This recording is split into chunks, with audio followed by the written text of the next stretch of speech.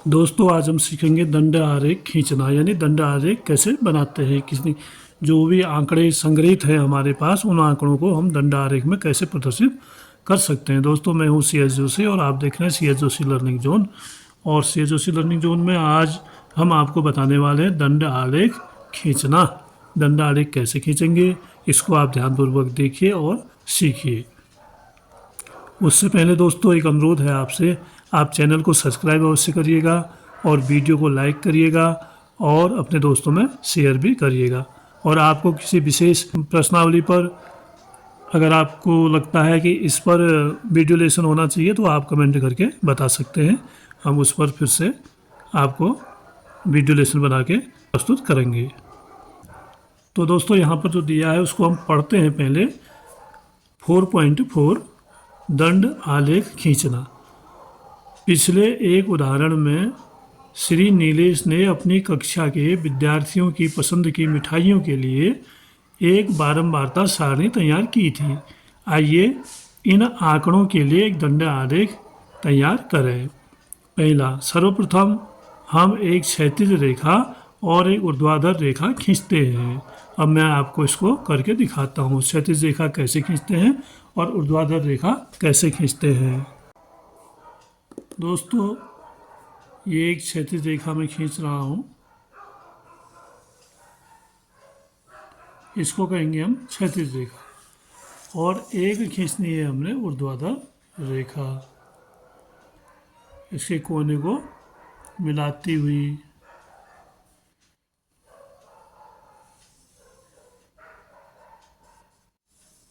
ये है ऊर्ध्वाधर रेखा। तो पहले रेखाओं के नाम आप समझ लीजिए। इसको तो हम कहेंगे क्षैतिज रेखा,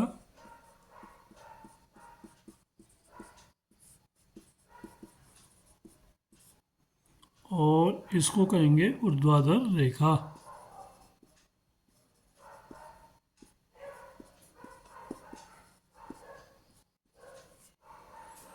तो इसको आप समझ गए हैं, दो अक्ष हैं, एक क्षैतिज है एक ऊर्ध्वाधर है। तो यहाँ पर होगा शून्य, इस लाइन का भी इस लाइन का भी। तो उसके बाद आगे देखते हैं कि हमें क्या दिया गया है आंकड़े में। तो ये कहता है सर्वप्रथम हम एक क्षैतिज रेखा और ऊर्ध्वाधर रेखा खींचते हैं और क्षैतिज रेखा के अनुदिश हम प्रत्येक मिठाई का नाम लिखेंगे। जो क्षैतिज रेखा हमने खींची उसमें मिठाई के नाम लिखने हैं तथा रखेंगे जिन पर दंड उनकी संगत बारंबारताओं के अनुसार खींचे जाएंगे। ऊर्ध्वाधर रेखा पर हम विद्यार्थियों की संख्या दर्शाने वाली बारंबारताएं लिखेंगे। तो यहाँ तो मिठाई की बारंबारता हमने लिखनी है अगर इस वाले में, क्षैतिज वाले में, और इधर पर जो विद्यार्थी थे उनकी बारंबारता हमने लिखनी है। तो अब यहाँ पर क्या है, एक बार फिर से देख लीजिए।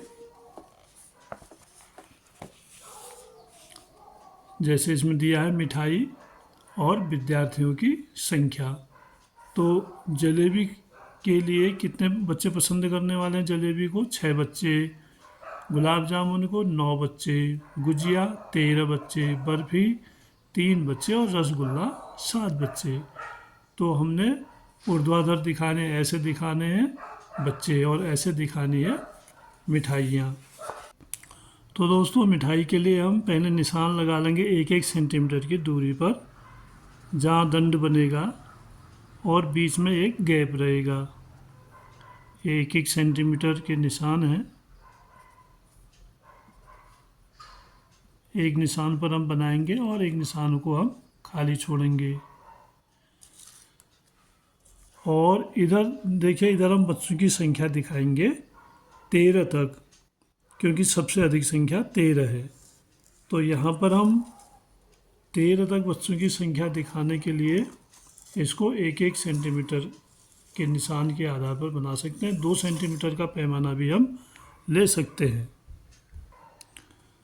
तो हमने दोनों अक्षों पर चिन्ह लगा लिए हैं।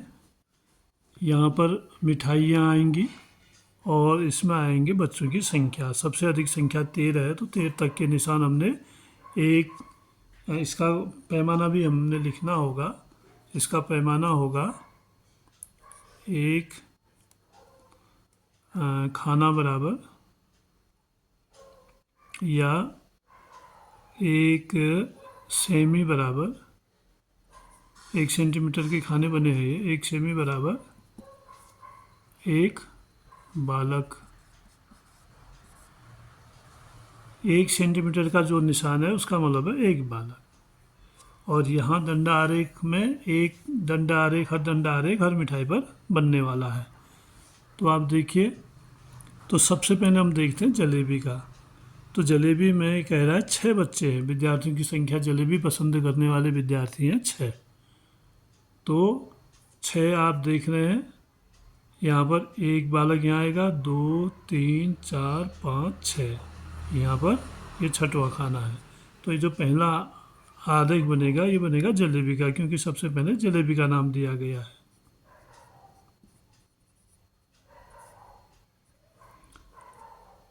तो यहाँ पर एक खाना छोड़ते हुए हम इस दंड आरेख को बनाते हैं।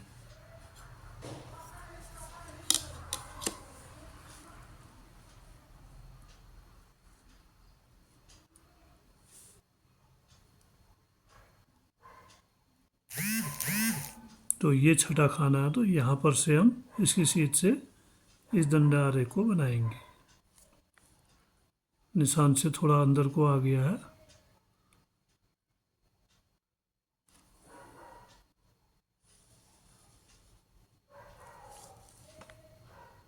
ये देखिए, तो यहाँ पर हम नाम भी लिख लेंगे, 1 2 3 4 5।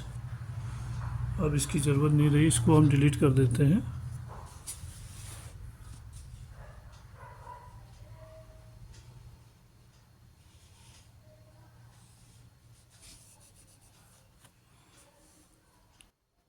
छः 7 8 9 10 11 12 और 13।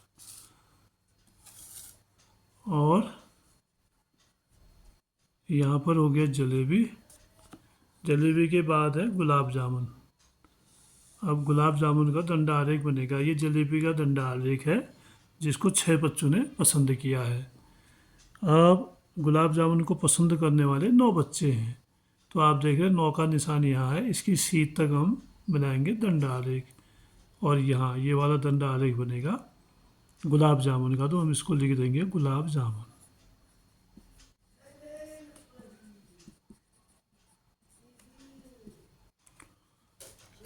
तो इस दंड आरेख को बनाने के लिए 9 के निशान तक हम जाएंगे।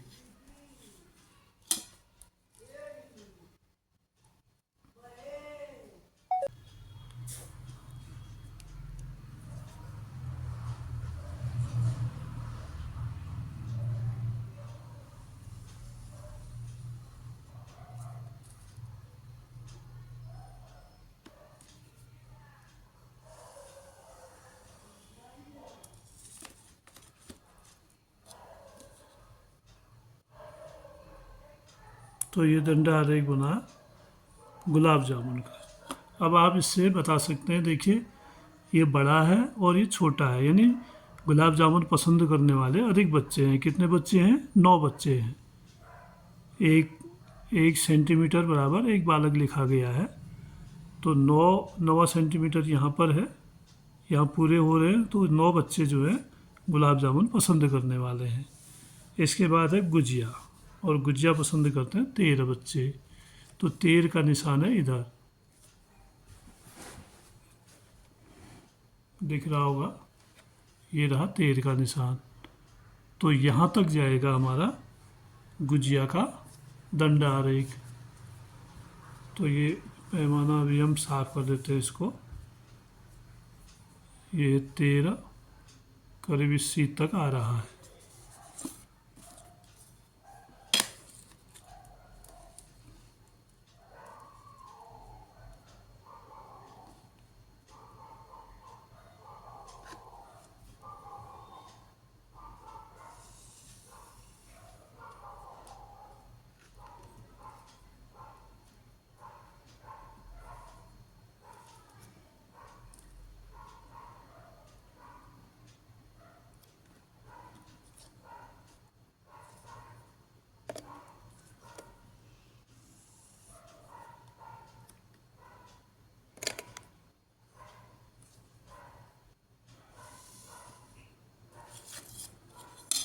ये दंड आरेख हो गया गुजिया 13 तक, 13 के निशान तक है, तो यहाँ लिख देंगे हम गुजिया।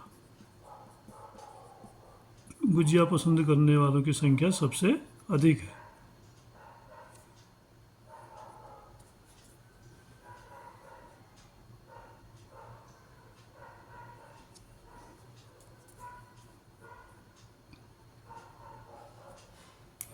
इसके बाद है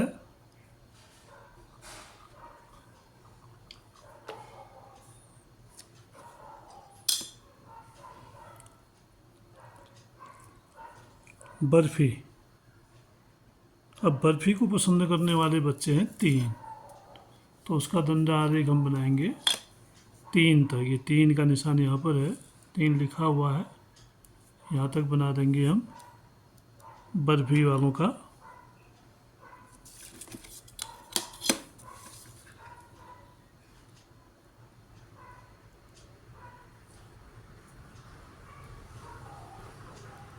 एक ध्यान रखना है आपको कि निशान जो है शून्य से शुरू होंगे। अगर आपने 1 से शुरू किया यहाँ पे आपको 0 लिखना होगा और उसके बाद तब 1 लिखना होगा। अगर पहले ही आप 1 से शुरू कर देंगे तो ये फिर गलत हो जाएगा। तो ये 3 बच्चे हैं बर्फी वाले।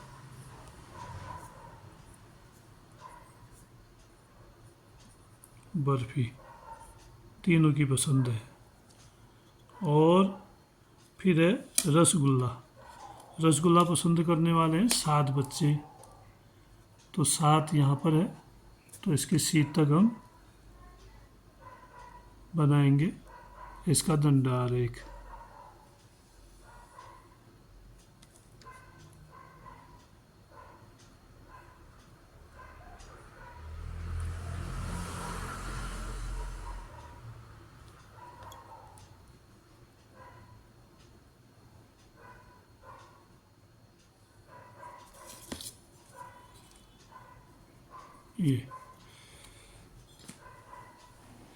ये है आपका रसगुल्ला।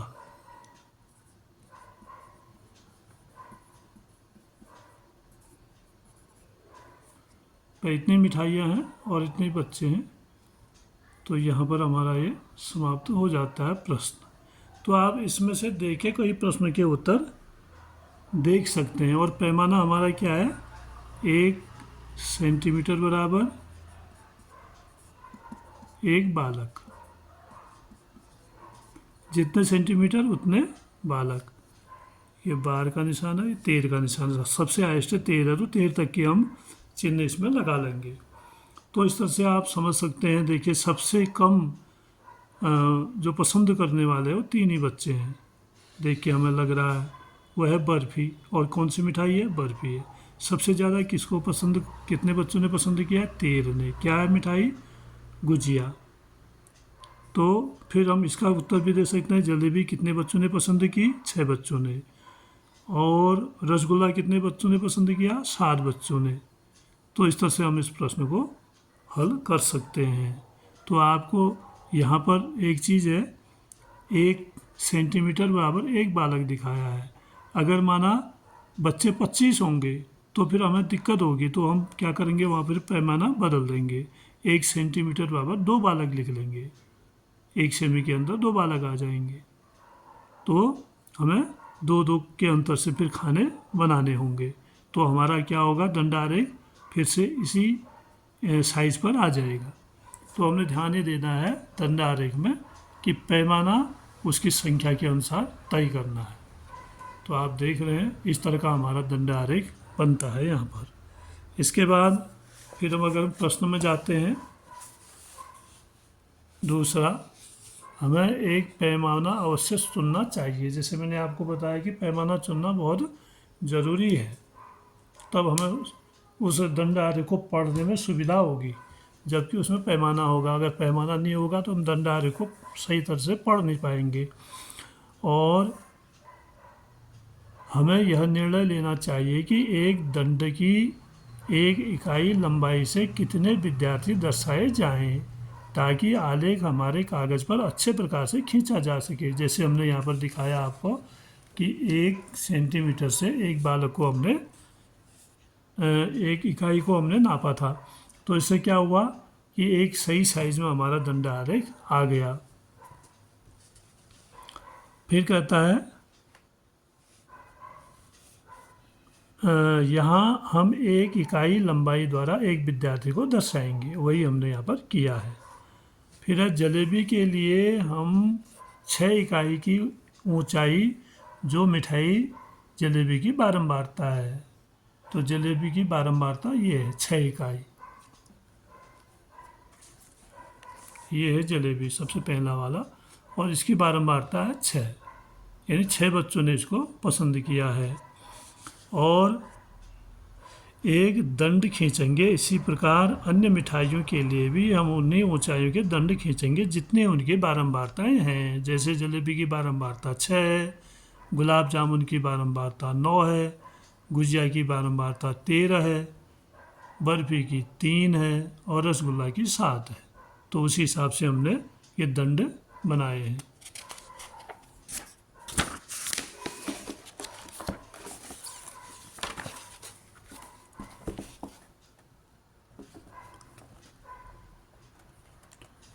अब देखिए आगे,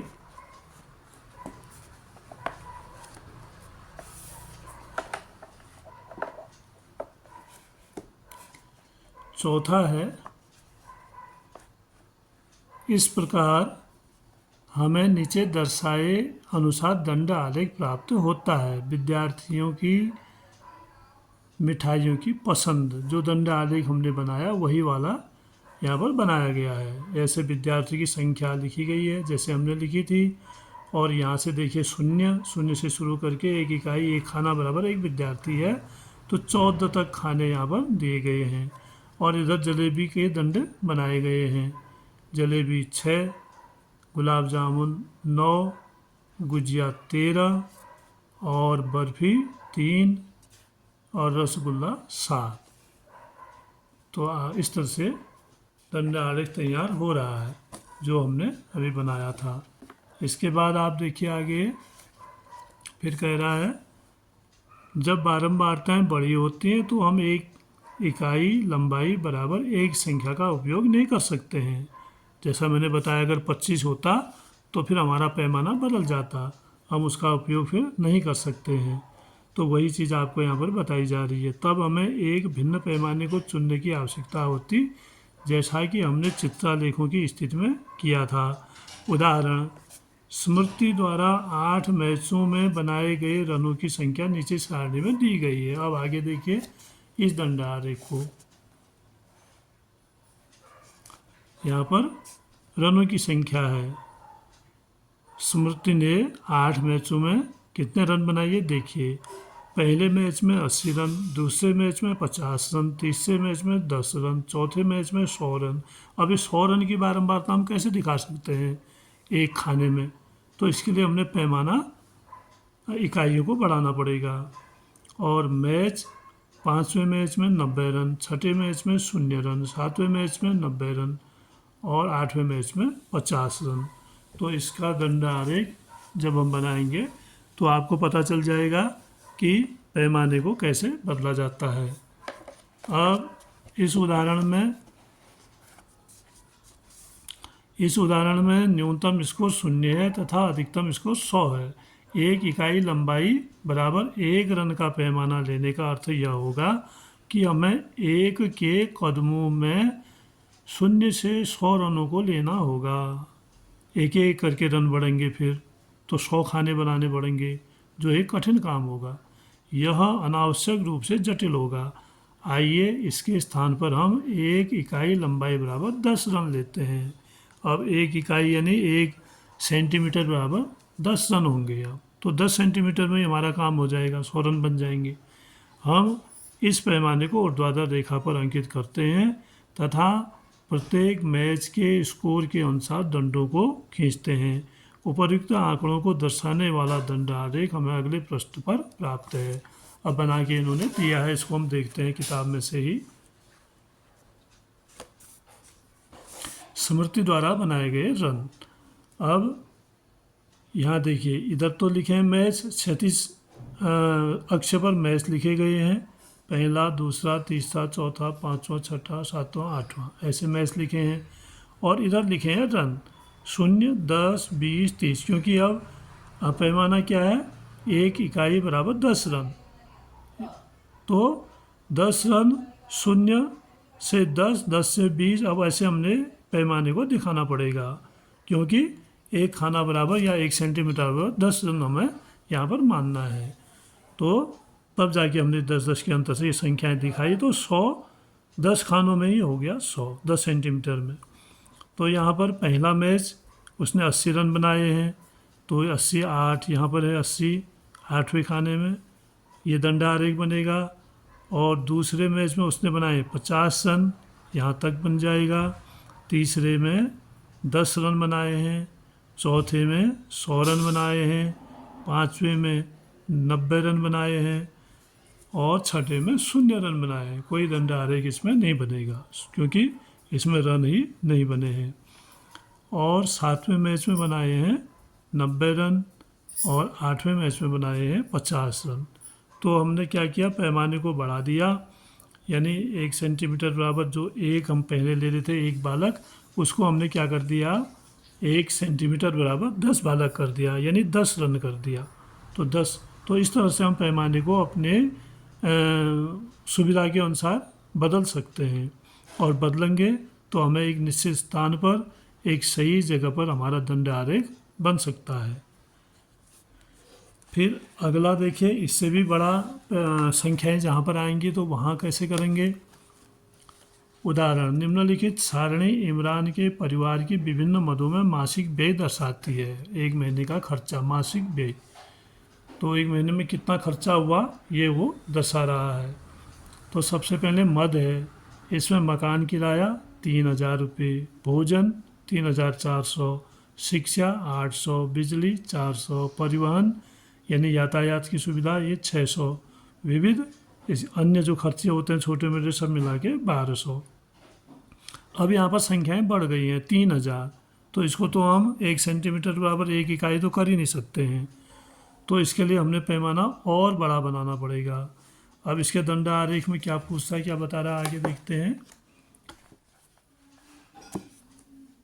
इन आंकड़ों को दंड आरेख के रूप में दर्शाने के निम्नलिखित चरण हैं। 2 लंब रेखाएं खींचिए, एक क्षैतिज और एक ऊर्ध्वाधर, जो हम पहले बता चुके हैं। उसके बाद क्षैतिज रेखा के अनुदिश मद अंकित कीजिए और उनके बीच में समान दूरी रखिए। ऊर्ध्वाधर रेखा के अनुदिश संगत व्यय अंकित कीजिए। अब इसमें तो व्यय दिखाना है हमने खड़े वाले में, यहाँ पर हम व्यय दिखाएंगे 1,000, 2,000, 3,000, एक इकाई बराबर 1,000 का पैमाना हमें बनाना पड़ेगा, या फिर 500 का पैमाना बनाना पड़ेगा, एक इकाई बराबर 500। और इधर दिखाना पड़ेगा व्यय किसमें, किराया है, शिक्षा है, यातायात है, तो उसमें हमने इधर व्यय की मदद लिखनी पड़ेगी, इनके बीच में बराबर दूरी बनानी पड़ेगी। और ये जो दंड आरेख है ये भी बराबर चौड़ाई के बनाएंगे तो एक अच्छा दंड आरेख बनेगा। और क्या ध्यान रखना है हमने, समान चौड़ाई के दंड इस प्रकार बनाइए कि उनके बीच में समान रिक्त स्थान दूरी रहे। ऊर्ध्वाधर रेखा के अनुदिश एक उपयुक्त पैमाना चुनिए। मान लीजिए कि एक इकाई लंबाई बराबर 200 है तथा फिर संगत मानों में 200, 400 आदि को ऊर्ध्वाधर रेखा पर अंकित करके लिखिए। ऊर्ध्वाधर रेखा का मतलब आप समझ जाएं, ये जैसे यहाँ पर दिया गया है, ये ऊर्ध्वाधर है, ये क्षैतिज है। तो इसका ग्राफ यहाँ पर बना के आपके लिए दंड आरेख बना के तैयार किया गया है। आप इसको देखिए, देख सकते हैं। इधर लिखी गई है मद है, ये मकान का किराया, इसका दंड आरेख है। ये भोजन का, शिक्षा, बिजली, परिवहन और विविध। और यहाँ पर देखिए 200 के अंतर से खाने बनाए गए हैं। व्यय रुपये में लिखा है और इधर लिखा है मद है, ये भी लिखना ज़रूरी है। ये क्या चीज़ है, मद हैं जिनमें खर्च हुआ है और कितने रुपये खर्च हुए हैं यहाँ पर व्यय दिखाना ज़रूरी है। तो इन्होंने क्या किया, एक इकाई बराबर 200 रुपये में दिखाया गया है। तो 200 के खाने बनाने पड़ेंगे अब हमें। 2, 4, 6, 8, 1,000, 1200, 1,400, 1600 1800 ऐसे करके बनाया है और 3600 तक इसको ले गया है। अब पहला है मकान किराए का दंड आरेख। मकान किराए में कितना खर्चा है टोटल?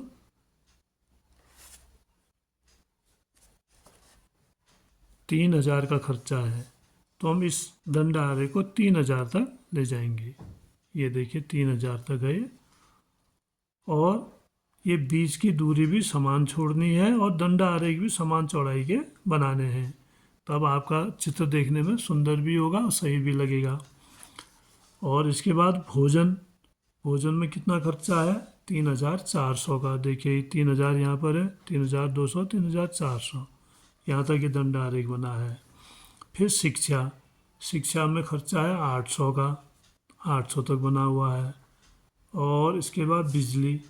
बिजली में खर्चा है 400 का। परिवहन।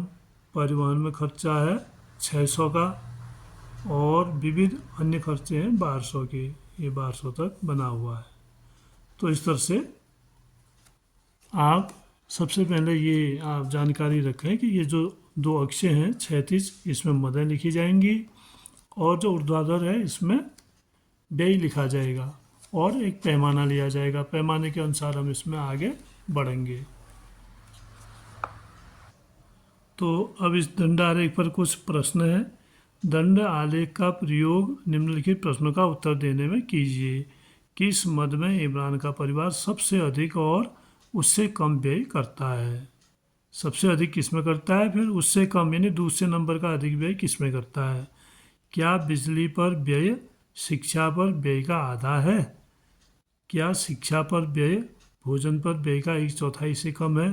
तो एक एक करके इन प्रश्नों के उत्तर हम इसमें देखते हैं इस दंड आरेख में। तो सबसे कह रहा है किस मद में इमरान का परिवार सबसे अधिक और उससे कम व्यय करता है? सबसे अधिक व्यय करता है भोजन में, 3400। ये मद यहाँ लिखी है और रुपये यहाँ लिखे हुए हैं।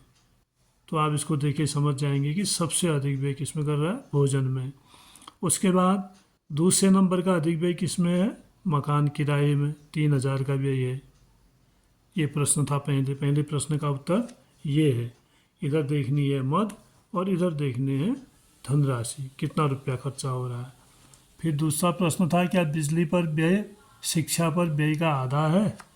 अब आप देख रहे हैं बिजली और शिक्षा का व्यय यहाँ पर ये मद है। ये तो बिजली लिखा हुआ है, देखिए ये दंड आरेख बिजली का है, ये शिक्षा का है। अब कह रहा है कि बिजली पर व्यय शिक्षा पर व्यय का आधा है। शिक्षा पर व्यय हो रहा है 600 और बिजली पर व्यय हो रहा है 400। तो क्या ये आधा लगभग आधा है या आधे से थोड़ा अधिक है? 100 रुपये अधिक है। आधा तो 300 बनता है ना, और ये 400 हो रहा है।